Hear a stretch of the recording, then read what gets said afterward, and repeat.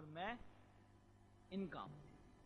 बिना कहे भी कुछ बात नहीं हुए, वहां समझना वहां भगवान अखंडित निवास करने। फिर वो स्वामी को तुम अपने सारे दुखों की जड़ मानो या सुखों की जड़ मानो, कुछ जड़ तो मानी, वो जहां भी हो जावे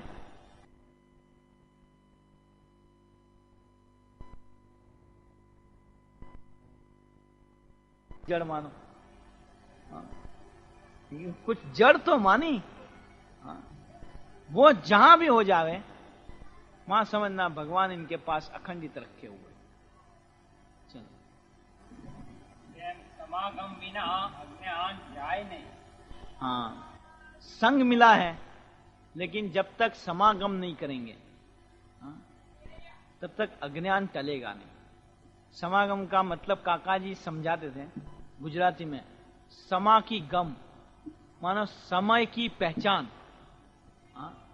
वो जब तक नहीं होगी कि वो ऐसी बड़ी चीज हमें मिल गई है, दूसरी झंझटों में टाइम गवावे, उसके अलावा सबसे पहला काम ये कर लेना है, वो समय की पहचान।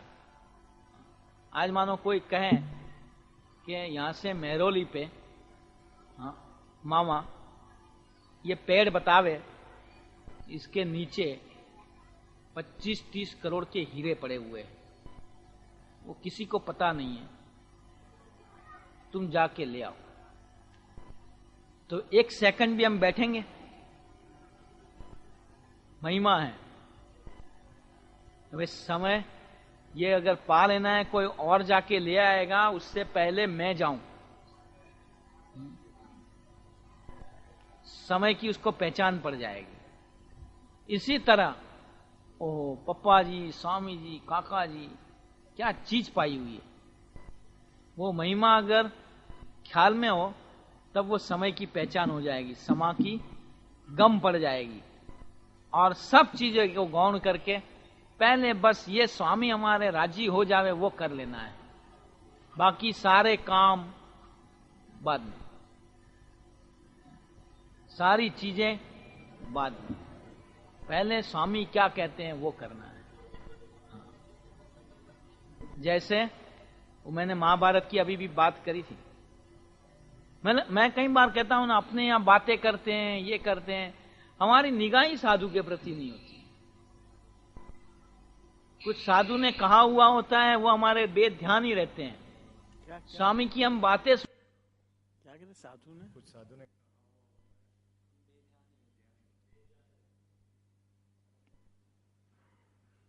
भी बात करी थी।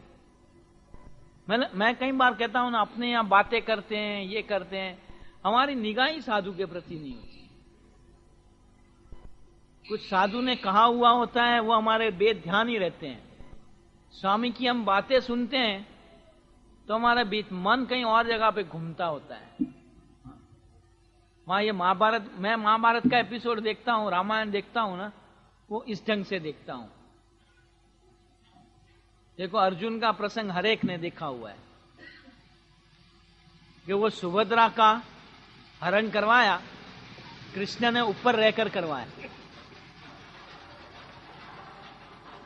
उसे सबसे पहले बात करी कि तू इसे ले जाता है लेकिन द्रौपदी का ख्याल रखना गया,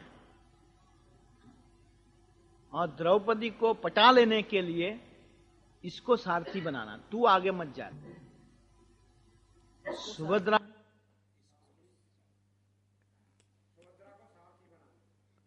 सुभद्रा को सारथी बनाना, और द्रौपदी को पटा लेने के लिए इसको सारथी बनाना, तू आगे मत जा। सुभद्रा को सारथी बनाना और द्रौपदी से समझा लेना। आप लोग ने महाभारत देखा होगा, अर्जुन गया द्रौपदी के पास, वो तो मशीन फट गया था, मेरे होते हुए तुम दूसरी लेके आए, कैसी जय सेंटेंस का वो सब हम लोगों ने देखा है। लेकिन देखो अर्जुन को सच में कृष्ण की तरफ निगाह थी तो वहां वो फ्लैशबैक दिखाया, कृष्ण ने कहा हुआ है कि इसको आगे रखना। वो फट समझ गया, वापस चुपचाप चला गया और फिर सुभद्रा को भेजी ग्वालन का बेस लगा करके। ये चीज हमारे अंदर नहीं आती कि स्वामी ने हमें क्या कहा हुआ है, वो ध्यान में ही नहीं रहती, क्योंकि हमें स्वामी से ज्यादा वो काम किस तरह निपट जावे उस पे लगे हुए होते। हाँ? इसलिए मैं कहता हूं संबंध अर्जुन जैसा था, कैसा भी था वो, लेकिन एक कृष्ण के प्रति उसकी एक निगाह रहती थी। तो आज के दिन गुरु पूर्णिमा के दिन हम लोगों को ये प्रार्थना करनी कि ओ प्राप्ति तो कैसी भव्य हुई, लेकिन हमारी निगाह उसके प्रति नहीं रहती है और उसके कारण हम लोग दुखी रहते हैं और फिर शिकायत रहती है कि इतना इतना सत्संग करने के बाद भी हमारे में कोई फर्क पड़ता नहीं है। बस एक ही यार इसका जवाब है कि हम सत्संग करते हैं लेकिन अपने ढंग से करते हैं, साधु के ढंग से नहीं करते। अर्जुन भूल गया, द्रौपदी के पास खुद पहला चला गया, वापस आ जाना, लेकिन समझदार था, कृष्ण के प्रति निगाह थी, समझ गया कृष्ण ने तो कहा हुआ है कि सुभद्रा को सारथी लगा के करना, मानो सारथी आने आगे करके काम करो, फट काम हो गया। तो अगर अपने आप को सत्संग करके एकदम आसानी से जीवन का एक प्रवाह पास कराना हो, बस काका जी ने मुझे क्या कहा हुआ है, स्वामी जी ने मुझे क्या कहा हुआ है, साहब ने मुझे क्या कहा हुआ है, पप्पा जी ने मुझे क्या कहा हुआ है, बस वो करा कर। कहने का मतलब ये है कि शांति जिसको पानी है वो ऐसे संत के समागम करे तभी होने वाली। वो समागम किस तरह करना, कि करेंगे या मरेंगे की भावना से, ये स्वामी को राजी कर ही लेने हैं। बाकी सब चीजों को खाक भले हो जाए, लेकिन ये स्वामी को, काका जी को, पप्पा जी को राजी कर ही लेने। जैसे भगत जी महाराज ने करा था, जूनागढ़ का मंदिर होता था, तो भगत जी महाराज को गुणायतान स्वामी ने चूने की भट्टी में वो चूना गोंदने का काम दिया था। इसको तो एक ही लगन थी कि किस तरह स्वामी जो कहें वो कर करके ये स्वामी को लूट लूंगा। गोपाल स्वामी ने भगत जी महाराज को बोला था कि ये जूनागढ़ का जोगी लूटने जैसा साधु है, उसे लूट लेना करके। तब से उसने अपने दिमाग में भर लिया था कि सब कुछ कुर्बान करके भी ये साधु को लूट लेना है, कोई ऐसी चीज नहीं रखनी है जो ये साधु से मुझे अधिक होए कर। स्वामी भी ऐसे थे, उसको वो चूने की भट्टी का चूना गोंदने का काम सौंपा था।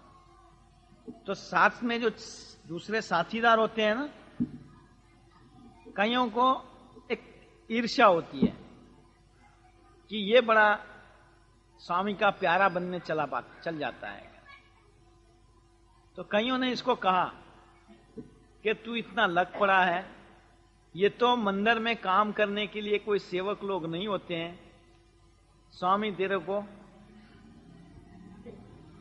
उसका फायदा तेरा नाजायज उठा के काम करवा लेते हैं, बाकी कुछ अपना भी तो सोच। सारे दिन ये चूने की भट्टी में पांव से गोंदता रहेगा, वो आंखों पे जो गर्मी लग जाएगी, आंखें चली जाएगी, तब ये स्वामी तेरे काम में आने वाले। ऐसे चढ़ाने वाले भी होते हैं। लेकिन भगत जी महाराज ने स्पष्ट शब्दों में कह दिया कि ये शरीर गुणातीत के लिए कुर्बान है। तो देखो, ये सब कहने वाले के कोई नाम आज नहीं सुनाई पड़ते, लेकिन गुणायतान स्वामी के बाद गुणातीत अस्मिता का ज्योतिर्धर भगत जी महाराज बोला जाता है। तो जो कहते हैं ना मर मिटते हैं, वो सच्चा जीवन को पाते हैं। तो ऐसी जब प्राप्ति हुई है तो करने लायक और कोई चीज नहीं है। व्यवहार तो अपने आप चला आएगा, उसके लिए कभी कोई प्रार्थना करने की जरूरत ही नहीं पड़ेगी। लेकिन बस ये स्वामी जी को कैसे राजी कर लें, वो लेके अगर लग पड़ेंगे, अपने आप सब चीजें पीछे पीछे पीछे आएंगी। ये गुणादान स्वामी ने बातों में लिखा ना कि हम गाय लेने जाते हैं, तो आंव के अंदर चींचड़ होती है, तो कभी गाय की कीमत करते हैं तो ऐसे पूछेंगे कि जिस गाय की आंव में ज्यादा चींचड़ हो उसकी हम ज्यादा कीमत देंगे, या वो चरवाहा भी नहीं बोलेगा कि इसकी कीमत हम ज्यादा मांगेंगे। इसी तरह भगवान की मूर्ति को सिद्ध कर लेंगे, वो व्यवहार अपना उसके पीछे पीछे खिसकता आ जाएगा, कहना ही नहीं पड़ेगा।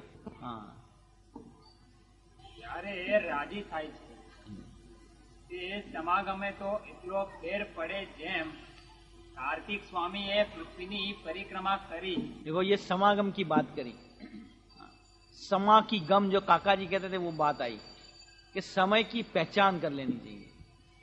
हमें कहीं ऐसा है ना कि इतना करो इतना करो इतना करो तब ये होगा, या कहीं ऐसी भ्रांति होती है कि भाई बातें तो करे लेकिन ऐसे थोड़े हो जाते हैं। लेकिन जो ये टेक्निक को समझ लें उसके लिए हर चीज आसान हो जाती है। वो गणेश का और कार्तिकेय का एग्जाम्पल यहां दिया हुआ है कि वो शादी करने के लिए लड़की ढूंढी थी, लेकिन गणेश जी ने अपनी मां की आज्ञा से, मां ने कह दिया कि कहां पृथ्वी की प्रदक्षिणा करनी। शर्त तो वो थी कि जो सारी पृथ्वी की प्रदक्षिणा करके जो पहला आवे उसके साथ ये कन्या का ब्याह कर दिया जाएगा। उसने अपनी मां की आज्ञा को विश्वास रख लिया कि पृथ्वी की नहीं, तू ये गाय की प्रदक्षिणा कर ले, उसमें आ गया। और वो कार्तिकेय मोर का साधन लेके सारी पृथ्वी पे घूमने गया, और ये रिकॉग्नाइज हो गया कि भाई नहीं, इसने प्रदक्षिणा कर ली। बस ऐसी चीज है कि जो करोड़ों सालों से हमारे स्वभाव प्रकृति नहीं बदल सकते, हमारे प्रारब्ध टल नहीं सकते खड़े करे हुए, वो ऐसे साधु के साथ के संबंध में उसके पास खुले हो जाएंगे, उसकी आज्ञा का एक पालन कर लेंगे, तो एक छोटे से नियम के अंदर कई चीजें उठा के वो गिरा देंगे। लेकिन ये बड़ी मुश्किल चीज है। सत्संग असल में ये है, मंदिर में आना, घंटी बजाना, आरती करना, प्रसाद ले आना, ये सत्संग नहीं है। शास्त्री जी महाराज को मुरारजी देसाई ने पूछा था, स्वामी ये सत्संग सत्संग कहा जाता है, वो क्या चीज है? तो कि बड़े संत को दो हाथ जोड़ना और वो कहें वो करना, वो सत्संग है। अब चीज खूब सोचना, दो हाथ जोड़ना आसान चीज नहीं है। दिल से किसी को हाथ जोड़ना होगा ना, तुम्हारे हाथ कांपते रहेंगे। अजमा के देखना, वैसे क्या देंगे तौबा तेरे से, हाँ, वो हाथ जोड़ने में कोई फर्क नहीं पड़ता। 9 गज की नमस्कार तुम, वो बोल देंगे, भीतर से उसके प्रति पूज्य भाव रख करके मैं कुछ नहीं तू सभी है, ये कह के हाथ जोड़ना, तुम्हारे हाथ कांपेंगे ऐसे ऐसे। और इससे भी आगे वो कहें वो करना, वो बड़ा मुश्किल हो जाता है। और साधु की तो रीत ही ऐसी होगी, तुमने तय करा होगा मुझे जाना है तो आज मत आना, तुमने तय करा होगा आज मुझे काम है मैं नहीं जाऊंगा, तो सुबह ही फोन आ जाएगा कि आज जरा मंदिर में काम है तुम आ जाओ। वो बड़ी मुश्किल चीज है। लेकिन वो एक चीज कर ले, कितना ही अपने प्रारब्ध टल जाए हमें पता नहीं लगेगा।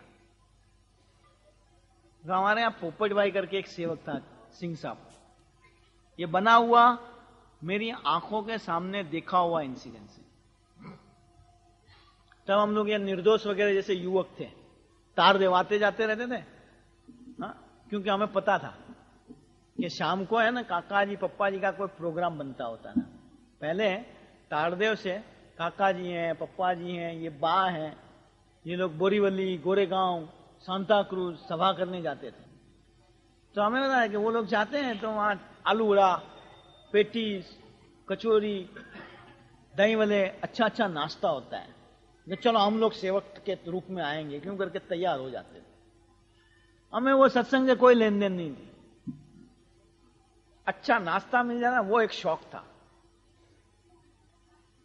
और उसी ढंग से वो सत्संग में धीरे धीरे काका जी पप्पा जी स्वामी जी के साथ अटैचमेंट हुआ। तो वहां एक पोपट भाई करके थे, अभी भी है, हाँ बच्चे हाँ, चिचक के चाटे चाटे हैं। एक बार कैसा हुआ होगा कि बॉम्बे से कोई कपड़ों के संतों की धोती की गांसड़ी थी, 2-4 होगी, वो गोंडल भेजनी थी। और योगी जी महाराज का कुछ मैसेज आया होगा कि ये गांसड़ियां आज ही रवाना कर दो गाड़ी के अंदर, ट्रेन में, पापा जी को। उस समय पापा जी ये सारी मैनेजमेंट वहां की करते थे बॉम्बे की। तो पापा जी ने मैसेज भेजा पोपट भाई को कि बुलाए हैं तुम्हें। तो वो ऐसा रेड़े चलाते थे पोपट भाई, छोटे छोटे खिलौने वगैरह अंदर, छलनियां, चाकू वगैरह।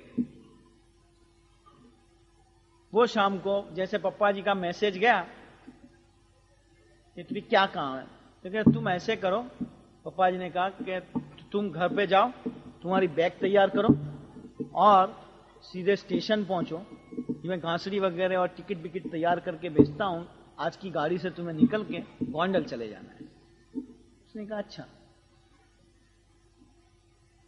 वो घर पे जैसे गए, वहां क्या हुआ था कि उसका एक लड़का था छोटा, उसको कुछ गले की तकलीफ थी, तो दोपहर को उसकी मिसेज कहीं डॉक्टर के पास ले गई होगी। डॉक्टर ने उसको एग्जामिन करा, ये करा पूरा, कहा अभी इसको घर पे नहीं ले जाना है, हम देंगे नहीं उसको, इसको डिप्थेरिया है, इसको तो हॉस्पिटल में एडमिट कर देना पड़ेगा। तो मिसेज ने समझाया, पहचान होगी थोड़ी, कि नहीं हम शाम को हमारे हस्बैंड आएंगे फिर करेंगे, ये करके वापस ले आई करें। वो राह देख के बैठी थी कि जब पोपट भाई घर पे आवे बात करें और इसका कुछ कामकाज आगे लगाए करें। वो जैसे ही गए घर पे, फिर बैग तैयार कर मुझे जाना है। अरे कि ये यहाँ है, तो वो तू निपटा देना। मैं मुझे तो पप्पा जी ने कहा है, मैं जा रहा हूं, ये सत्संग क्या चीज है मैं समझा रहा हूं। मिसिस ने भी सोचा चलो, वो भी भक्तन थी, अभी भी है वो, उसका नाम क्या, चंदन बहन। उसने ऐतराज करा नहीं, उसने कहा कि अच्छा मैं कल अकेली ले जाऊंगी उसको, एडमिट करा लेंगे। इसके मन में बस था कि पप्पा जी ने मुझे जो कहा उसमें मुझे और कोई चीज बाधा रूप नहीं होनी चाहिए।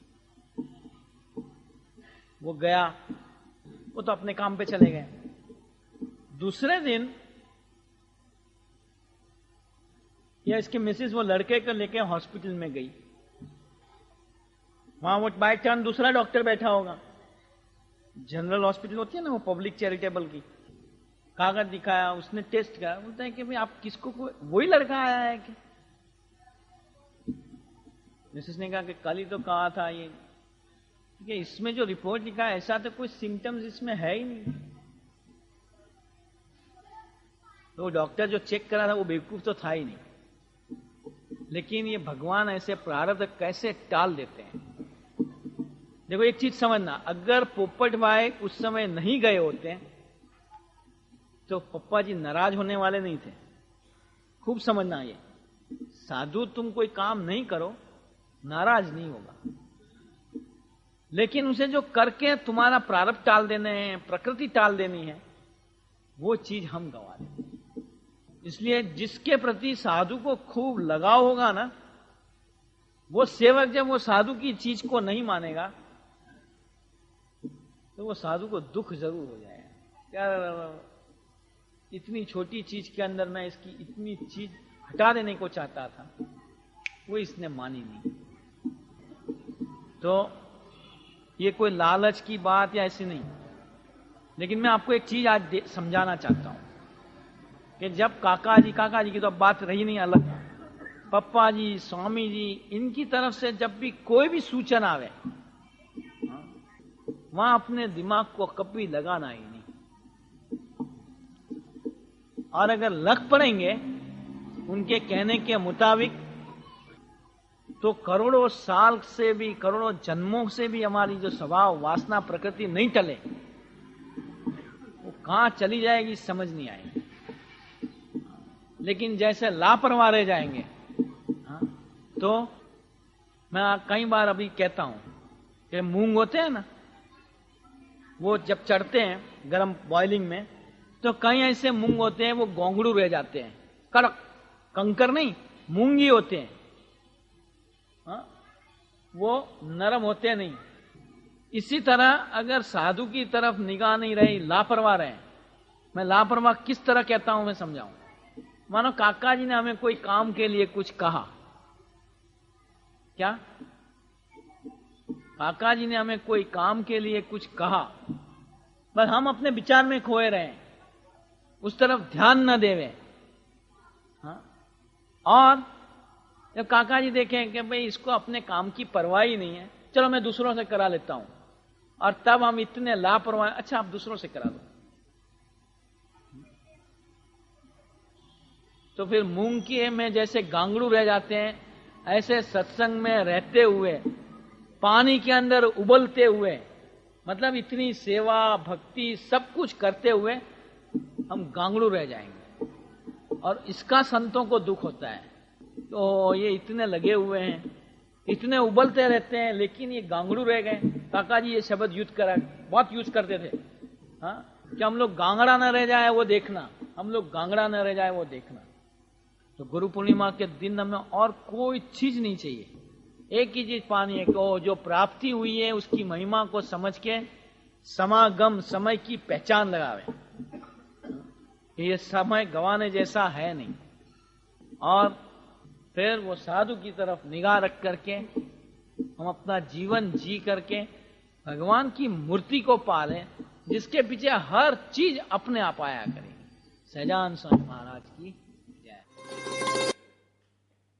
भजन गाओ।